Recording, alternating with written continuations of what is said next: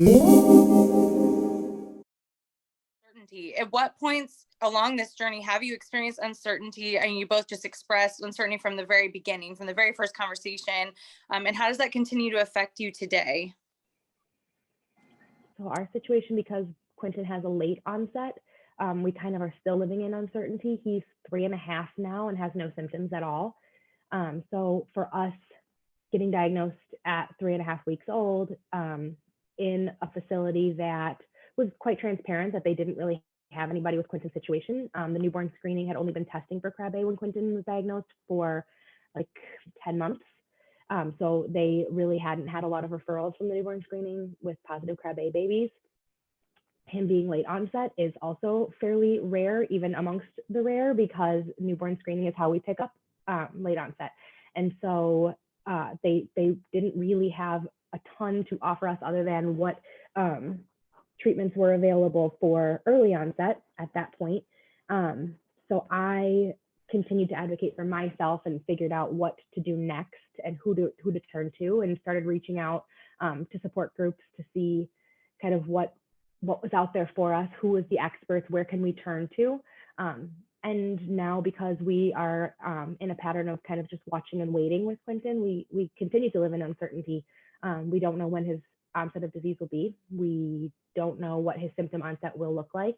And so that uncertainty, while we appreciate knowing what's coming, because of the newborn screening, we don't really know what's coming. Yeah, I can relate to that as well, as far as, the earlier days in our course. As mentioned, you're connected with these facilities and these individuals who are supposed to do confirmation testing. And with Kyler, that's my youngest, that's my newborn screening baby, even though he was born in 2017 and New York had added ALD, they had implemented that on their newborn screening panel in 2013.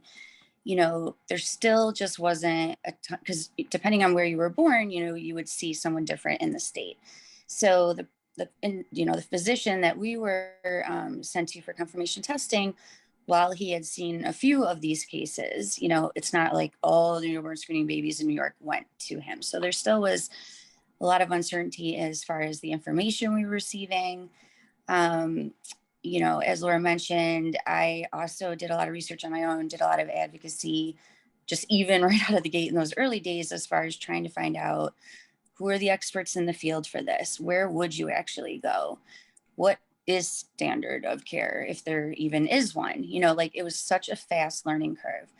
And, as she mentioned, and thankfully, we did get hooked up with a specialist, from the start.